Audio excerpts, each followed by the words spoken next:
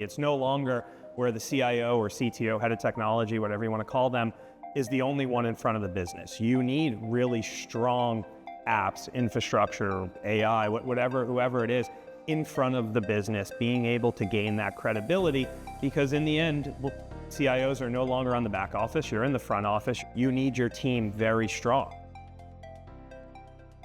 Welcome to Technovation. I'm your host, Peter High. Our broadcast today features a panel from our most recent Metis Strategy Summit. The topic is Recruiter Perspectives, the Making of the Modern Tech Leader. And the panelists are Craig Stephenson, the Senior Client Partner and CIO CTO Practice Leader at Korn Ferry, Scott Robbin, Partner in the Global Technology Officers Practice at Heidrick Struggles, and Jamey Cummings, Partner in the Cybersecurity and IT Practice at JM Search. The session was moderated by Metis Strategy, Co-Head of Executive Networks, Media and Research, Steven Norton. I hope you enjoyed the conversation. I'm really excited for this conversation. I think as we've seen throughout the day, today's technology leaders are being asked to simultaneously run and reinvent their businesses when it comes to AI, and it's a super dynamic time for talent. And one of the things I also love about this panel is you guys have a front row seat to the ways that CEOs and boards are talking about technology talent and what they're really looking for. So let's go ahead and dive in. Craig, we'll start with you. Okay. Senior Client Partner at Korn Ferry, helped found the Technology Officers Practice.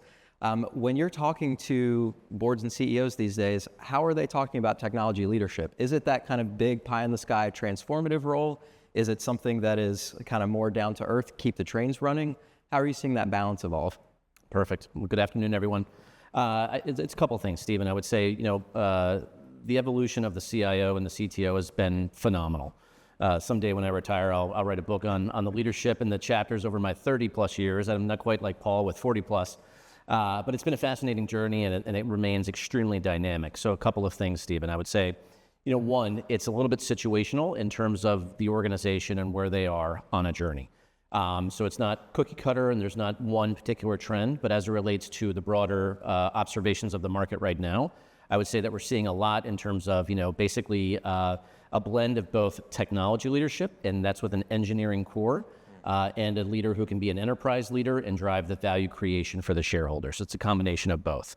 So you need to understand kind of the business strategy and the business dynamics. We're seeing the evolution of CIOs and CTOs move to boards and the C-suite and become CEOs and presidents, et cetera. And at the same point in time, need to stay close enough to the team, be able to motivate, rally the troops, drive change management at scale for all the large, Fortune 500 organizations that are not digitally native. Yeah, it's interesting. The CIO has always been a technologist, but that kind of re-emphasis on actually having the technical skills and making sure you're getting your hands on all of these things is definitely a big thing we've been seeing as well. Indeed. Jamey, we'd love to bring you into the conversation, partner at JM Search, working across private equity as well as high growth public and private companies. When you're having the conversation with boards and CEOs and you're deciding who's going to get the call to be on your candidate list, what are some of the characteristics that you're seeing that really stand out today versus those who may not quite make it? Yeah, and I would say what we're seeing today hasn't fundamentally really changed all that much, frankly. I think it's just been enhanced. But with every search, there's typically a minimum set of table stakes as far as certain scale, often industry, that you need to have just to minimize the learning curve, if you will. But ultimately, a few things that were mentioned earlier today really stand out. There's a certain amount of technical acumen, I think, it is minimum table stakes, but it's building relationships, it's sales, it's an overused phrase, but transformation. I like what Guy said earlier, is you might as well change the title to Chief Transformation and Change Officer, because that's really what it comes down to.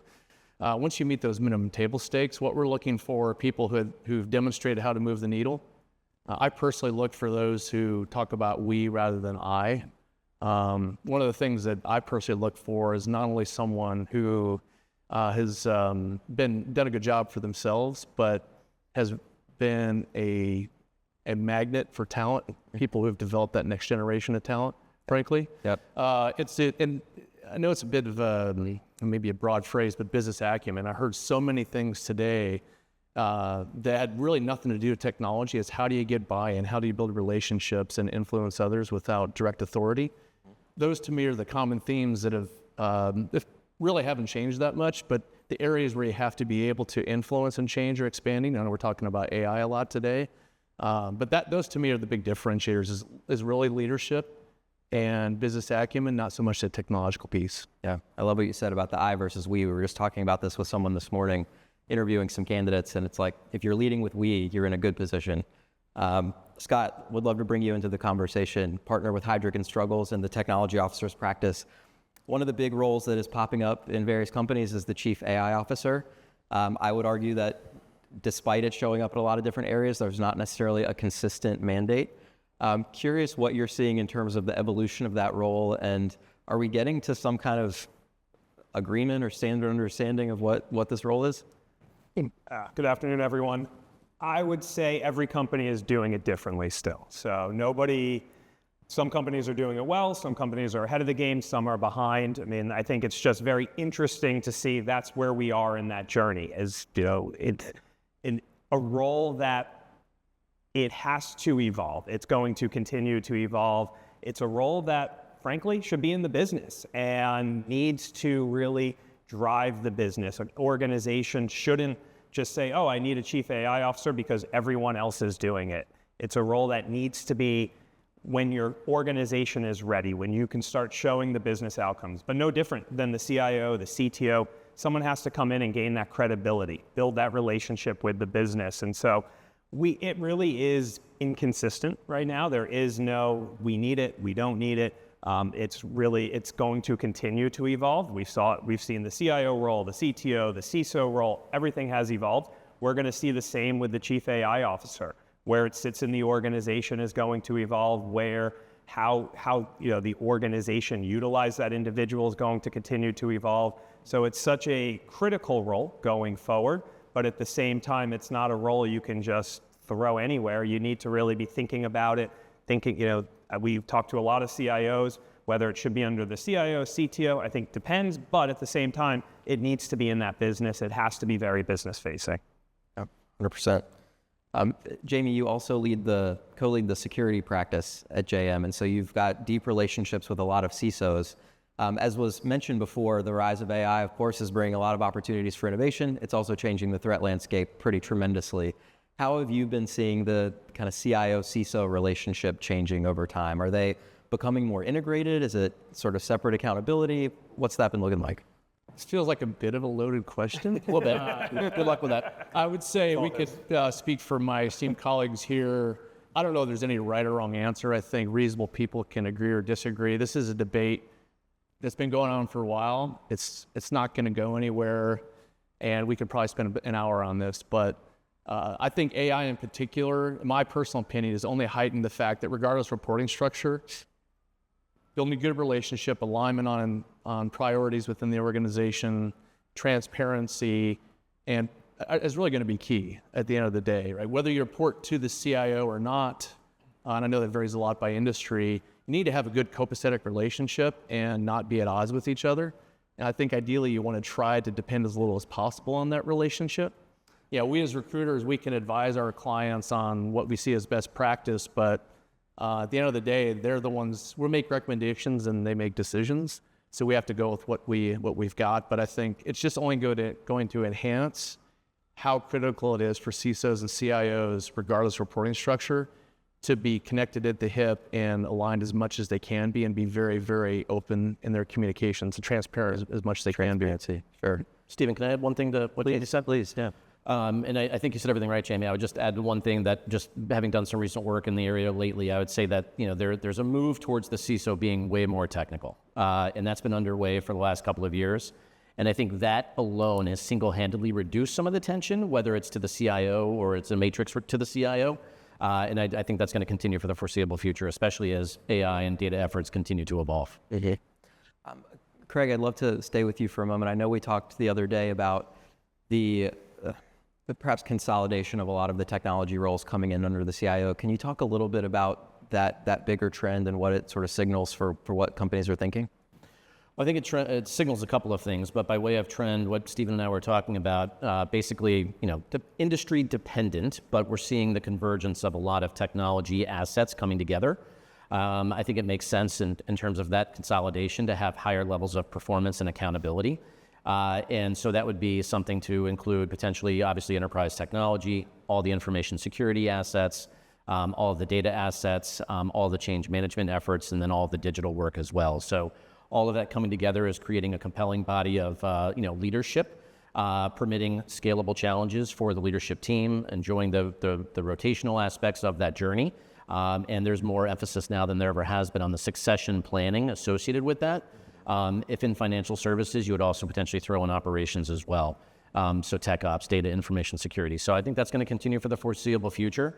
Limiting the number of direct reports to a CEO that has to consolidate, because you can't have 3 or 4 of those potentially reporting to a CEO. Just the bandwidth is not enough, especially as rapidly as things are moving. Yeah, so bringing things together for speed and scale.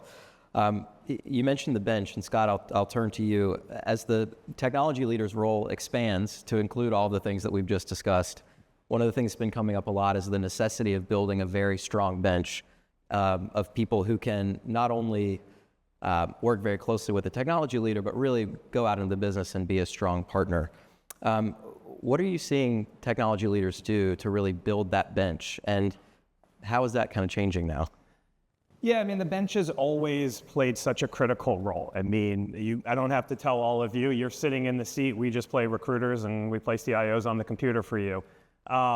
You have to really build the bench to allow you to then get in front of the business, and you need your bench to be able to really drive the business, have that credibility. It's no longer where the CIO or CTO, head of technology, whatever you want to call them, is the only one in front of the business. You need really strong apps, infrastructure, AI, whoever it is, in front of the business, being able to gain that credibility, because in the end, CIOs are no longer on the back office. You're in the front office. You're sitting there. You're facing off to the board, the CEO. You need your team very strong. So being able to build out that strength and not have to babysit somebody, but be able to really drive the innovation, drive growth with the use of your deputy or number 2, number 3, or kind of across the board, is going to be critical and continues to be more and more critical to allow the CIO to really get out in front of the business more and focus on other aspects of the business to really drive new forms of revenue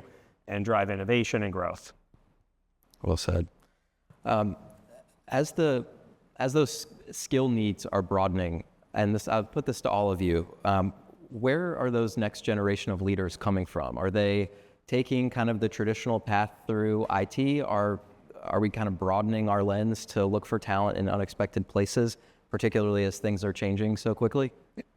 The short answer is yes. I mean, it remains to be seen where it's going to go, but I think you'd probably all agree that generally speaking, some of the strongest candidates, they may have their fastball, still in baseball season is still going here, but they're not like a one-trick pony. They have developed pretty broad set of skills, and ultimately they've been able to pull themselves out of rolling up their sleeves too much in technology, building the stakeholder management skill sets and the like. One thing I've noticed recently is more CISOs taking a path to CIO to the extent they want to. I know some CISOs love security and they love the mission. That's all they're going to do. But going back to the topic earlier, CISOs are connected to the hip of CIOs and others, and almost an unfair advantage. One of the things that our clients are looking for is that executive presence, the ability to demonstrate experience briefing the board. Well, to the extent a CISO reports to the CIO, who else amongst the direct reports is going to have the opportunity to do that? It's going to be the CISO. 5 years from now, maybe it's a data and AI officer. I don't know. But I do think there's just expanding paths to become the CIO, at least based on my observations. You have to? Yeah, I mean, I think it's, at the moment, it's definitely continuing to grow. I mean, again, I can look around this room. A lot of you came from GE. It's no longer just pulling from GE and then expanding out. So we're looking at a lot of different ways. I mean, it's a really interesting, you can see what organizations have done pulling from the hyperscalers, pulling from tech companies into retail, pulling all different industries. So again, the upcoming talent is, like you said, it's broad. It's no longer you're just going to have, yes, you have your fastball, your major, whatever you want to call it, but at the same time, it's being able to expand on what you're able to do and what they're able to do and how they're able to do it. So that ability to take a broader approach, take on more, like you said, data and AI, that is going to be that next role. And I think we're going to continue to see that get pushed more and more into the business. But at the same time, it's so important for that bench strength to continue to be broad and making sure the bench takes on new opportunities. If someone just has applications, give them infrastructure, give them new areas, allow them to really, be that mentor and that growth agent for them. Not much left. I would say a couple things. I think one, you touched on the rotational tour of duty, incredibly important. I can't really just describe how often we talk to our clients about those sorts of initiatives. It should be a big focus for everyone. We're seeing a ton of work right now on the succession planning side. It's become much more of a science than maybe just a spot promotion, someone kind of coming up an organization in a vertical type manner. So between rotation, assessment, succession, development, and taking strong consideration into those elements, making sure the organization is designed in a way so the roles that are within like the direct reporting lines to you all, make sure that they are current and real so there's aspiration by the team to move up into those. There have been some leaders that we've seen in the past that kind of wholesale change every, let's call it 18 months or so, move people around just to have the right exposure. So there's a lot of things that can be done. And I think, there can be opportunities as well, whether it's more formally by the CIO or CISO in front of the board. There can be special project opportunities where they can come in and actually also talk to the board and provide updates and have some exposure too. So a lot of things can be done. There's a huge demand for talent. It's not slowing down. And I think the other thing we're going to start to see much more now is operating models being outside the U.S., also leveraging the global workforce in much more of a dynamic, real-time way. And we're seeing more talent move between industries than we ever have. So that also opens up and provides opportunity for new hiring situations there. Can you double click on that a little bit, Craig? We've over the last year or two seen an explosion in the number of companies that are opening new GCCs or expanding them, right, largely in India, but certainly not only there. What is that global picture shaping up to look like? Certainly remains India, but we're also looking at other opportunities throughout Eastern Europe, Latin and South America, Caribbean, Montreal, Quebec locations. There's a lot, Dublin, as well as Hong Kong, Philippines, and other areas like that. I think the global workforce is going to continue to develop and expand, and I think organizations are going to put more weight on having that talent base around the world to leverage 24/7 capabilities. Got it. Scott, Jamey, seeing anything similar, different in terms of locations or sort of global focus? I think Craig mostly covered it. You hit the nail on the head. I mean, companies are coming. They want to build out in India if they haven't, or elsewhere. Again, it's really where can you get the best talent, maybe a little bit cheaper, but at the same time, it also goes back to what everyone's been talking about today, which is still the human side. You still have to build the culture. You still have to set that up. You can't just, AI is not coming to change anything. Just putting, folks elsewhere, not going to change. You have to build that team and build the culture. Because we're also running out of, opportunities in North America generally. The cities that were evolving a couple of years ago, Birmingham, Nashville, things like that, talent's becoming even tougher to secure in those areas. And the third tier kind of cities throughout the U.S. haven't evolved enough with the right talent base. Sioux City is lovely, but not a lot of the right skill sets that everyone's looking for in those sorts of locations. So I think that offshore piece is going to be huge. It's interesting how that becomes almost a kind of risk management issue when you're thinking about the broader talent pipeline. Indeed. Excellent. Well, I'd love to talk to you guys about something that is very much on top of mind of this group, which is board membership. Over the last couple of panels that we've done, I've seen it kind of seesaw between there's a lot of demand for technology leaders, there's a lot of demand, but maybe the supply isn't quite matching in terms of what's actually needed. And then I've also heard folks are going back to CEOs and CFOs and kind of trying to keep things stable, especially in a time of a lot of geopolitical change.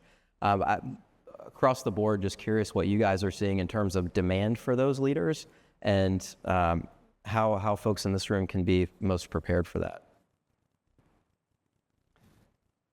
Jamey, you can go first. You You could start. All right. The demand's there. Everyone, again, they want boards want CIOs and CTOs. They want someone who has experience. Without a doubt, our board practice, I've gotten more calls in the last year than I had for all the years prior to that. So it's definitely there. I would tell everyone in this room, if you're interested in a board, put together a board bio. You wouldn't imagine how many people say, get me on a board, don't even know what a board bio is. It's different than a resume.